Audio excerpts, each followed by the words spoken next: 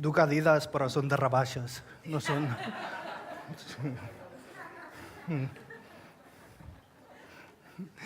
Merci, Cati. Merci a la gent d'Innovem. Som Daniel Bosch, som director creatiu de Fjord a Helsinki, Finlàndia. I un moment, a veure... Ara. Fa 15 anys que visc a Helsinki i el que fa Fjord, bàsicament, és una consultoria de disseny que focalitzam en 3 aspectes. Un és crear estratègies de disseny per a empreses, l'altre és crear marques i redissenyar marques, i el tercer és dissenyar i produir serveis bàsicament digitals. Tenim 28 estudis, de fet tenim un estudi a Madrid i ara n'estem obrint un a Barcelona.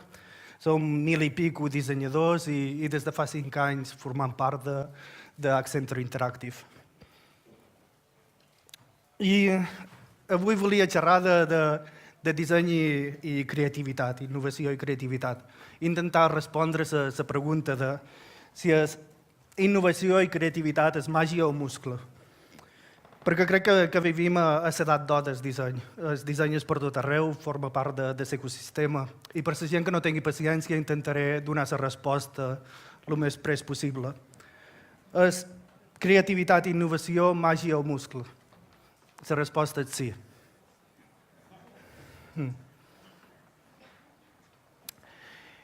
I és que, com haurem sentit diverses vegades ja, qualsevol empresa és distribuïdora de software, ja sigui regentant hotels, bancs, publicant llibres, venent coses, totes les empreses formen part de software i es distribueixen com a software. Això fa que tot s'acceleri molt. La segona cosa que haurem sentit diverses vegades és que els robots feren. I aquests tenim a la ment són els tipus de robots en formes antropomòrfiques que veiem al YouTube i que la gent els fa qualsevol tipus de coses que si ens entenem que la tecnologia avança no sé si és una bona idea. Però tenim uns altres tipus de robots, o bots, i aquests ja viuen entre nosaltres. De fet, funcionen d'una manera bastant diferent. Intenten passar desapercebuts, es fan passar per objectes de decoració, d'altaveus, i el que fan és, bàsicament, escoltar i a vegades reaccionar a les ordres que els donem, però majoritàriament escoltar. I el que fan amb el que escolten encara no està massa clar, però ja són habitants que viuen entre nosaltres dins les cases i en xerres del futur. Per exemple, quan la pròxima vegada vengui a Menorca i digui «Alexa, vull anar a Menorca, on em podria hospedar?» Que trobeu que ens respondrà. Això és un canvi de paradigma per totes les marques i empreses. I és que si no ens havíem adonat, estem xerrant de revolucions, estem xerrant de la quarta revolució. Quan posam totes les paraules que tant ens agrada posar una darrere l'altra, VR, AI, nanotecnologia, robots, cobots, bots, tot això, el que estem fent és mostrar l'acceleració dels temps. No sé si estem a la quarta revolució, però com a mínim jo crec bastant amb aquesta frase que diu en Matthew Bishop, que el ritme del canvi mai serà tan lent com és avui. Però hi ha una cosa que no canvia tan ràpid, que són nosaltres, la gent. I així, per una banda, tenim la tecnologia que ens dona quan ens mostra fantàstiques oportunitats, canvia això, transforma allò altre, però si en el mateix temps anem en els temps dels grecs i comparem les seues tragèdies en els reality shows, veurem que no ha canviat massa. Que al final el que ens fa humans no ha canviat massa. I la manera d'assimilar el canvi tampoc. I és per això que dic que vivim en l'edat d'or del disseny. Perquè el disseny és part de l'ecosistema. És el que fa una mica de porta o de filtre entre el que és possible i el que és necessari.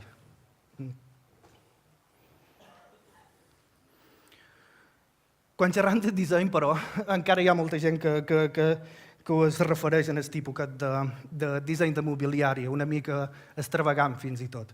Però quan xerram de lo que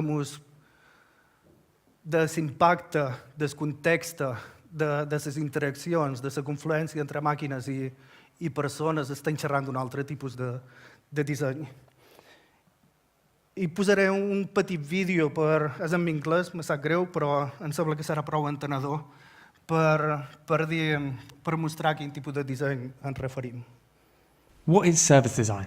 I've been thinking about this for a while, and I recently discovered a brilliant quote by Mark Futine that I think sums it up perfectly.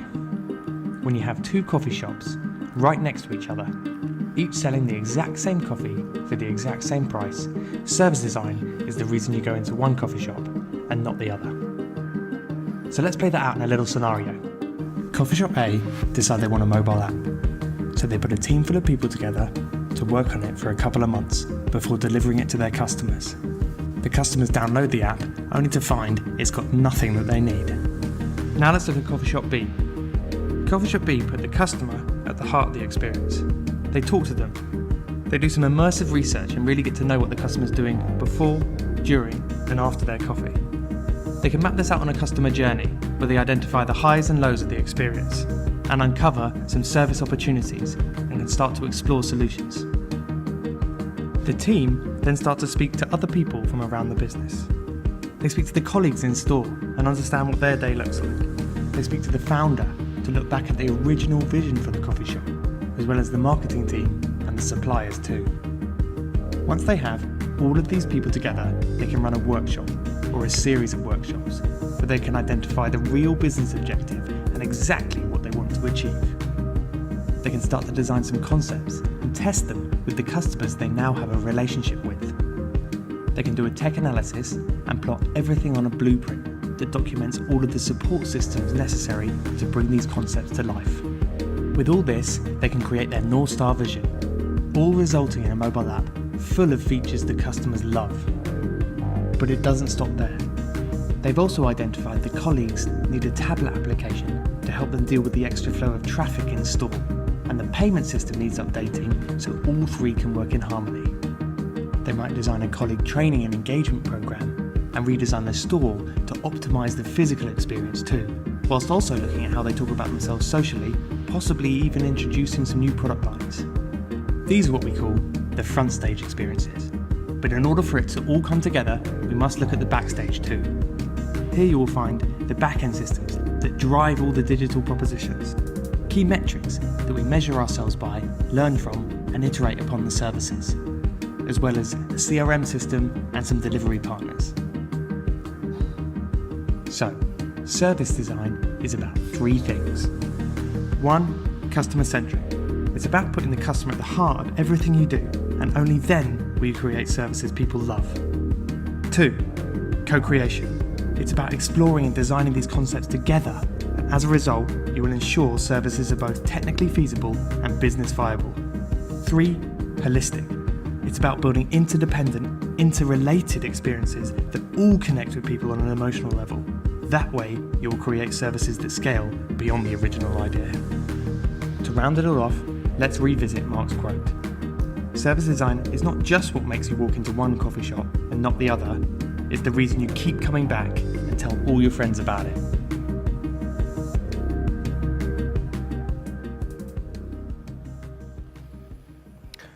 Sí, quan miram el disseny des d'aquesta perspectiva, el disseny no només és donar forma a les coses, és connectar punts d'experiència.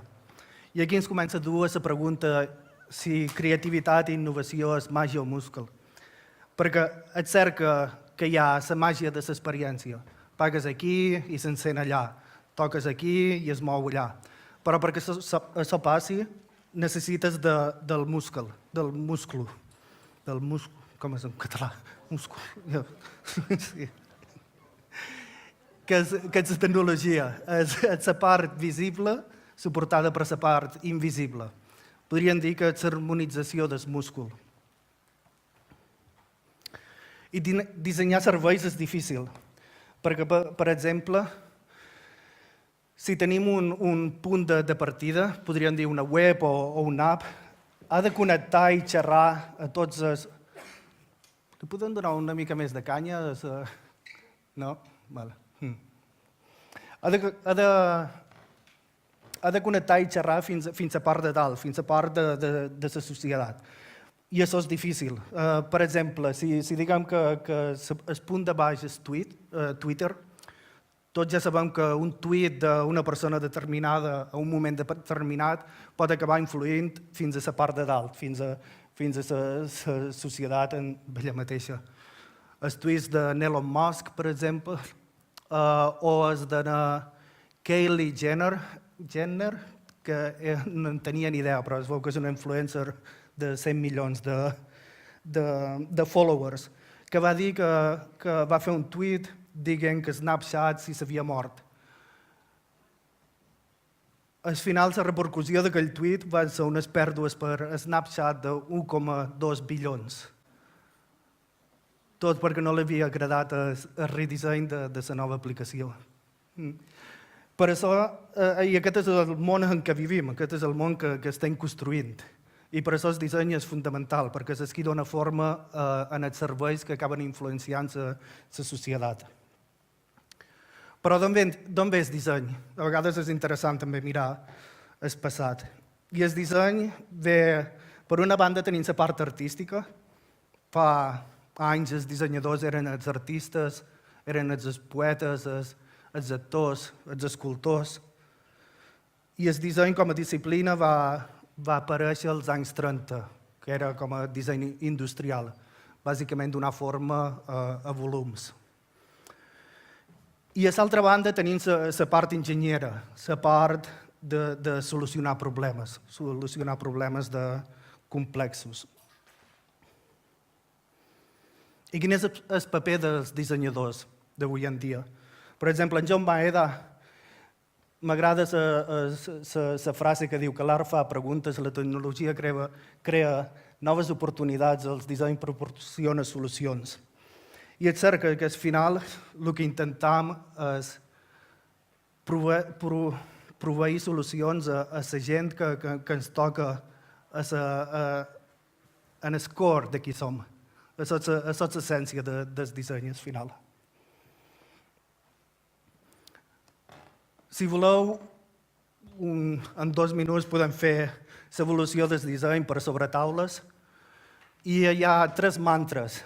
El primer que diu que la forma està supeditada a la funció, i aquest és el mantra que comença, és el pensament mecànic, el pensament industrial, que arriba fins als primers ordenadors i que de fet encara està vigent. Fins en un moment que dèiem, bé, no només som persones racionals, també tenim emocions, també som emocionals. I aquí ve el segon mantra, la forma està supeditada a l'emoció. I aquests 2 mantres es poden combinar, de fet es combinen quasi sempre. A la foto d'enmig tenim el famós esgrimidor de sucs de Philip Stark, que està comercialitzat per Alessi. I de fet la gent el té dins la cuina més com una escultura que com un utensili. Val entre 50 i 60 euros. I de fet no és que funcioni massa bé, de fet funciona bastant malament. I podríem dir si és un disseny dolent, però la veritat és que no és dolent, simplement té un altre sistema de valors. I els usuaris probablement seran diferents en els primers. I el valor, això ens duen al tercer mantra, la forma està supeditada al valor, que és combinar els 2 primers i acabar entenent les interdependències, les interaccions, els usuaris, l'experiència. Xerraves que les marques ja no existeixen, és l'experiència. Estic d'acord, totalment d'acord. I ara podem començar a xerrar de disseny com a estratègia, de les empreses de convertir-se en disseny cèntriques. No només empreses de disseny, però de tecnologia, gestió, qualsevol tipus d'empresa. Hi ha un munt d'indicadors que diuen que les empreses disseny cèntriques tenen un valor afegit diferent a les que no ho són. Aquesta és una gràfica de Design Management Institute que reflexa. I com es pot convertir una empresa en disseny cèntrica? Bé, nosaltres segur que hi ha moltes maneres, però com a mínim tenim tres passos que creiem que són fonamentals. I el primer és design doing, fer disseny, l'ofici.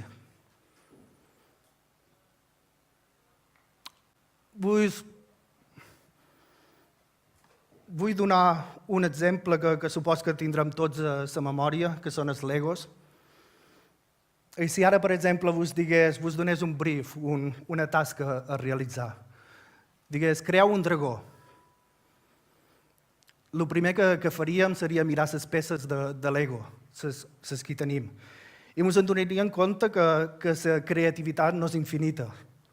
I aquest és el primer mite sobre la creativitat, que necessites començar amb un paper en blanc on tot és possible. No és cert. De fet, molts dels grans dissenys venen de limitar el problema. I les peces de Lego ens limitaran la creativitat en aquest moment. L'altra cosa que passa, quan he dit un dragó, probablement ha aparegut un dragó en cada un de nosaltres. Probablement amb un cos gros, amb ales, sense ales, 4 cames, 2 cames, treu gel, treu foc. I amb aquesta visió, amb l'estrella nord, l'estrella guia, començarem a construir el dragó que tenim dins la ment. El que passa és que així com estiguem construint el dragó, tindrem menys i menys peces. I això vol dir que les decisions que haguem fet al principi ens limitaran a l'experiència de com el dragó acabarà apareixent. I el fet durant el procés haurem construït prototips. I el fet de construir un prototip ens haurà ajudat a entendre millor el problema del dragó. Ara diguem que som molt bons i tenim unes peces fantàstiques i el dragó té un aspecte excepcional. El que podem fer a partir d'ara o el que podem tenir en compte com a procés creatiu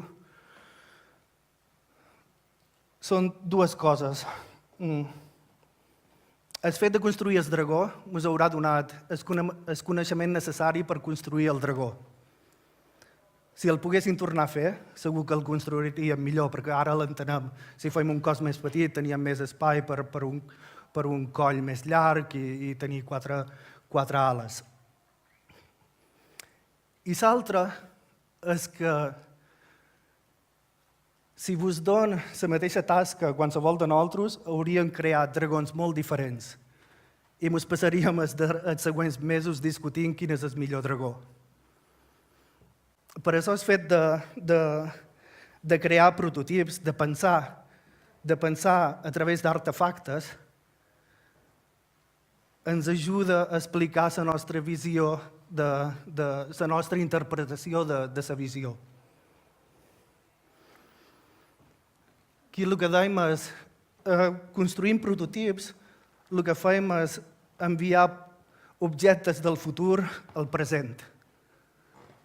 És la manera de pensar a través d'artefactes. De pensar com dissenyadors, de pensar com en el mateix temps que cream. I això ens du en el segon step, en el segon passe, que és design thinking, pensar com dissenyadors, que segur que està una mica de moda, que segur que ho han sentit desenes de vegades ara. Ho intentava traduir, cercar, a veure com era en català o en castellà i ho diuen design thinking.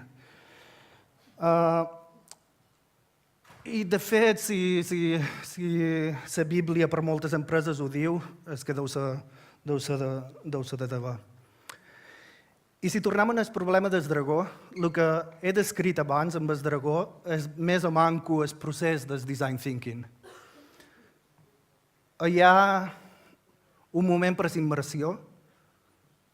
Necessitam entendre què vol dir el dragó. I en termes d'empresa, és els usuaris, la gent que treballa amb nosaltres, les interaccions. Hi ha un moment per idear, hem d'entendre com volem que el dragó sigui, prototipam i ho provam. És aquest dragó suficient? És aquest dragó el que volem ser? I design thinking és un procés d'innovació centrada en humans. La innovació pot venir de tecnologia, de gestió d'empreses, de moltes diverses parts, però també, evidentment, pot venir de les persones. I design thinking és un procés d'innovació que es centra en les persones.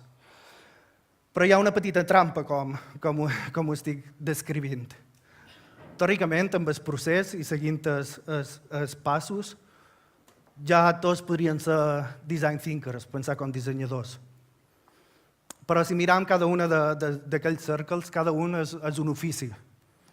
I si encara ho disseccionem més, dins cada cercle trobam desenes i desenes d'oficis.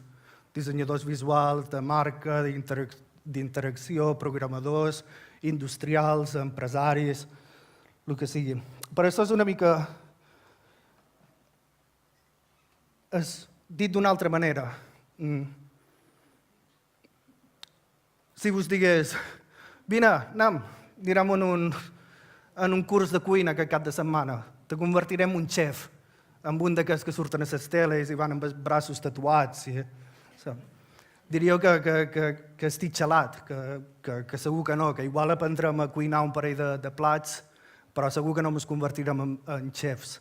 Això és una mica també el que passa amb el design thinking. I, de fet, hi ha clients que tenen aquesta idea dins el cap, que anant a un parell de cursos o un parell de workshops ja es converteixen en professionals. I hi ha una mica de llegenda negra, també, evidentment, que és el teatre del disseny, design theater, que a vegades es pot convertir en entreteniment per executius. Van allà els pòstits, els famosos pòstits que tots han de posar a les parets. Però el tema no va dels pòstits, el tema va del procés. I el procés és inclusiu, és de col·laboració, és de co-creació. És d'ajuntar gent molt diversa de diferents professions per intentar solucionar un problema. I jo crec que com més diverses són els equips, millor serà la solució. Però al mateix temps, no només intentarem arribar a la solució, intentarem que el fet de col·laborar sigui millor. I aquí ens du en el tercer, que és la cultura, com influenciam dins la cultura de l'empresa. Aquí podem començar a xerrar de l'organització creativa. No només des de la perspectiva del disseny, com he dit, sinó també tecnològica o de la gestió. I com podem crear una organització creativa? Bé, la primera cosa que realment crec, allà posava creativitat no és un interruptor.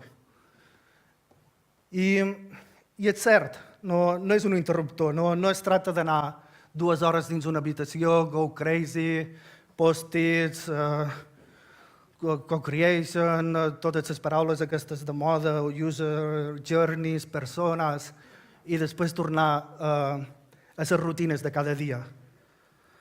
Hem de crear el context necessari perquè tothom que està involucrat dins l'empresa es senti que pot ser creatiu. I, de fet, i més, perquè la creativitat és com un virus i segueixes pensant una vegada ets acabat de treballar.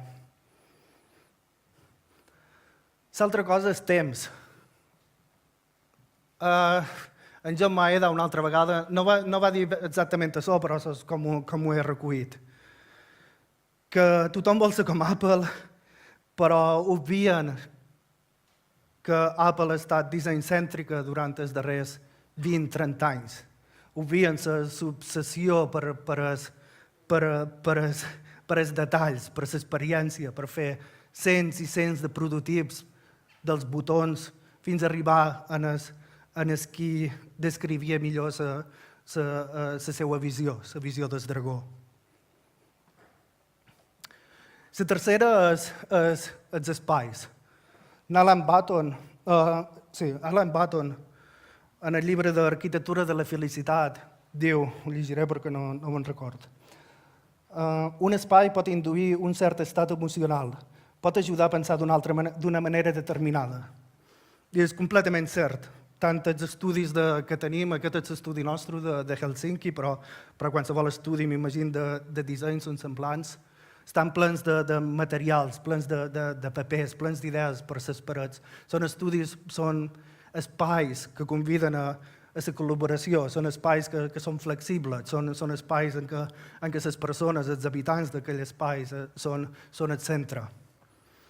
Per exemple, estava a Dubai i visitava l'equip que teníem treballant a les oficines d'un client i els vaig demanar com és que aquesta habitació és tan escèptica, sembla un hospital, no hi ha colorido, no hi ha idees, no hi ha res, no et sembla un estudi de disseny. Em van respondre, no, és que els conserges ens tenen prohibit de penjar res a les parets. Com és possible crear una organització creativa si els back-end office tenen més importància que els continguts?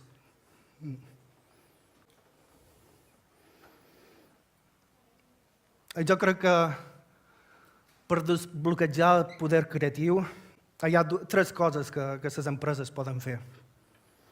La primera és crear experiències excepcionals per als treballadors.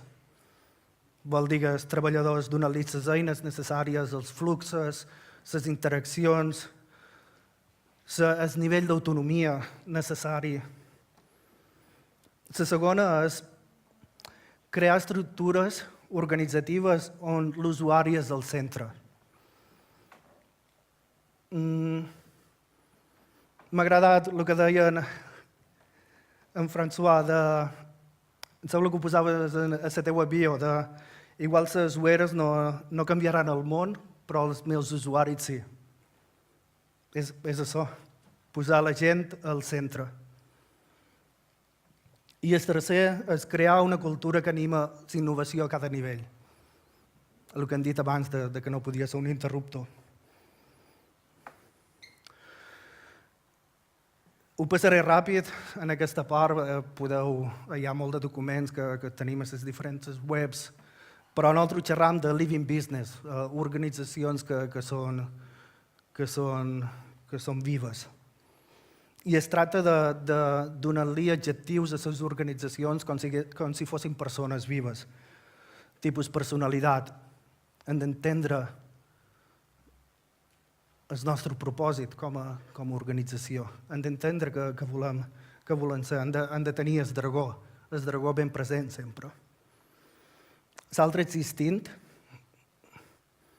Hem de tenir instint i hem d'encoratjar els treballadors o els col·legues de l'empresa de poder fer decisions per ells mateixos, com més autonomia millor.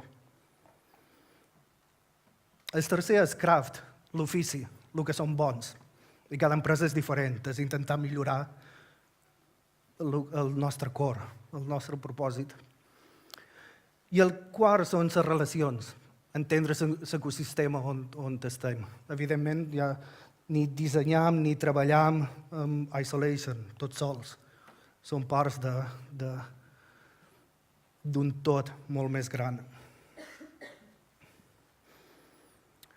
Hi ha tres maneres que utilitzam, de fet n'hi ha més, 8 portes per innovació i tal i qual, però com a mínim aquestes tres maneres són bastant efectives. La primera és l'espiral contagiosa, que vol dir comences petit en un lloc on creguis que és lliure de risc i intentar després infectar el resta de l'organització.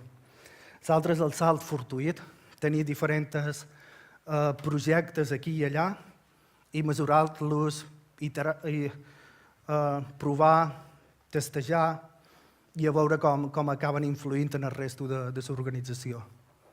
I el tercer és canviar-ho tot de cop.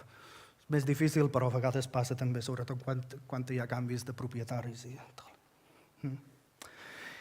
I aquí a vegades els clients, hi ha quatre nivells també que mos demanen. El primer és fes-ho per jo, munta un estudi de disseny dins la nostra organització i vosaltres el duis i me vens amb els resultats. El segon és, m'interessa com ho feis, vull ser part d'aquesta transformació, vull aprendre juntament amb vosaltres. El tercer és, ho vull fer jo i tu m'ajudes. Vull que estigueu, vull que sigueu part de l'equip. I el quart és, ja sé com fareu, però com que sou bons xavals, vull que estigueu al voltant en jo. Al final tenim les tres coses. Fer disseny, design thinking, pensar com un dissenyador, i design culture, tenir una organització creativa.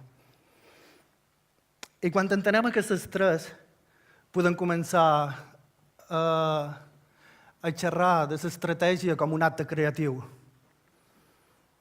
Perquè moltes empreses no comencen intentant connectar punts. Comencen amb una visió, amb el dragó. Vull enviar gent a Mart.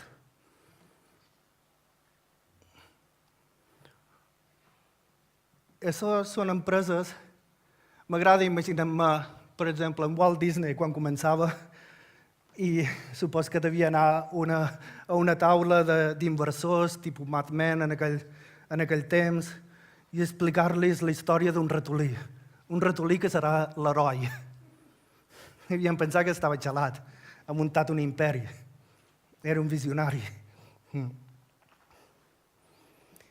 I al final el que estem xerrant són de dos tipus de cultures. Cultures de l'adaptació i cultures de la imaginació. I és que moltes empreses són molt bons adaptant-se.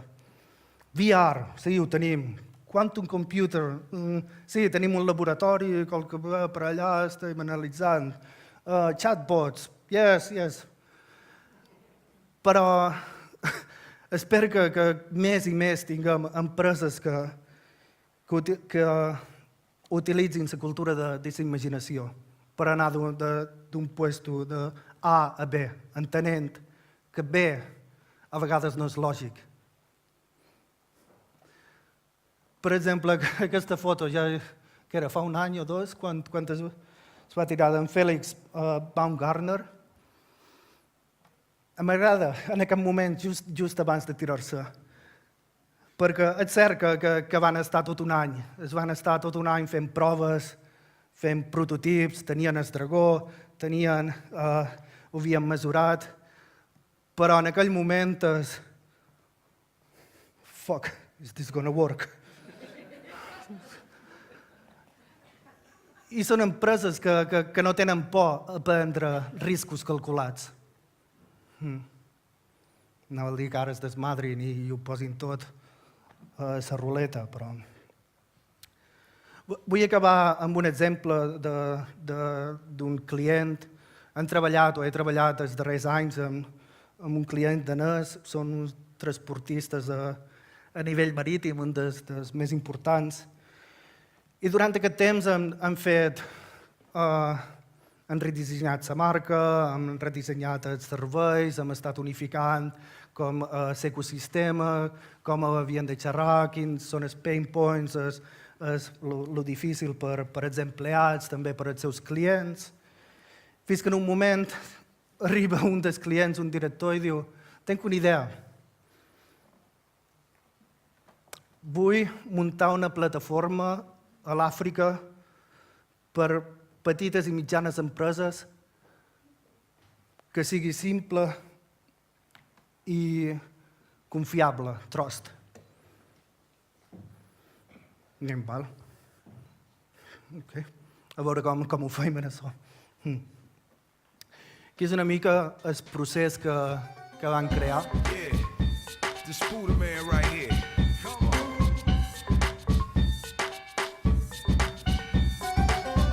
Got Sunny Black, got sweets. Got Drew, baby. Come on.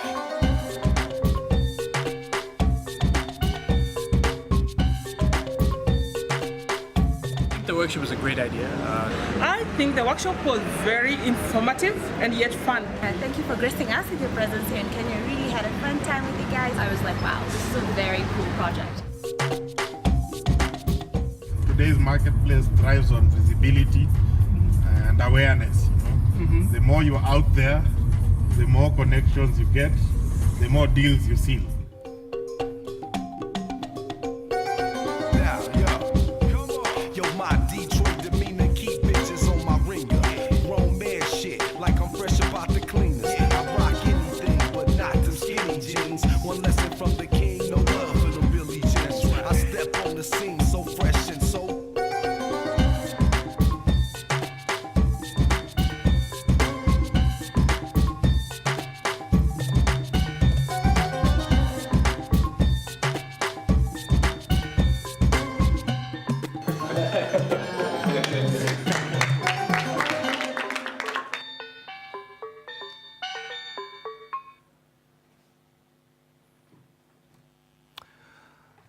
Al final, el que vam fer és el que seguia el procés, el que he intentat explicar abans. Crear objectes del futur i dur-los en el present. Aquest era l'MVP, eren prototips, no existeix el servei. O bueno, s'està fent. I l'important era xerrar amb els usuaris, amb els CEOs, amb els business owners de les empreses. Els vam tenir, vam estar demanant com ho veus, té sentit, no, quin és el pain points, la corrupció, la falta de confiança en les pàgines web i tal i tal. I era una mescla de qualitative research i quantitative. I això és una mica el que serveix disseny i disseny va. I sobretot tenir la visió. La visió és molt important. Això, per exemple, és el dragó, quan tenim les peces una mica millors. Imagine a trading platform that connects exporters and importers in a simple way, driving Africa's internal and international trade while supporting companies as they grow. A platform where you can source from anywhere in Africa to trade with wherever you want. Discovering the most trusted partners to work with. A place where you can trade directly. Imagine you could track your entire trading journey in one place, knowing what is happening and where every step of the way.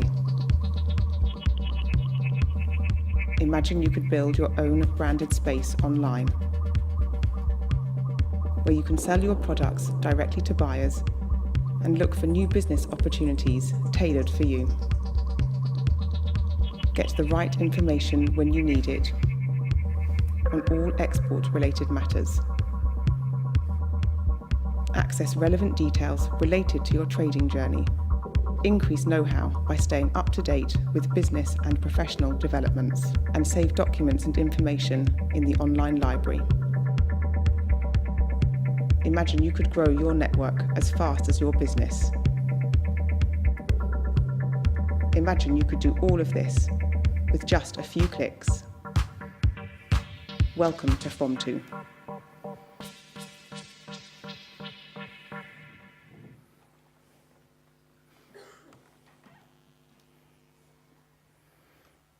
En resum, per acabar, com he dit, el disseny va de prediccions, no de projeccions. A vegades per anar de A a B no és del tot lògic. I al final és imaginació, determinació i esperança. Com a dissenyadors i com a gent que té empreses, tenim la responsabilitat de crear el món que volem viure. Les següents dècades els estem creant ara. Gent com en François, per exemple. Gent com molta altra gent. I també tinc una filla. I no vull o gent com en Miquel i en Jordi, no vull que ens acabin odiant pels desastres que haguem muntat. Per això, com a dissenyadors, tenim la responsabilitat d'intentar navegar per totes aquestes tensions i focalitzar en l'impacte positiu de llarga durada. Merci. Mm.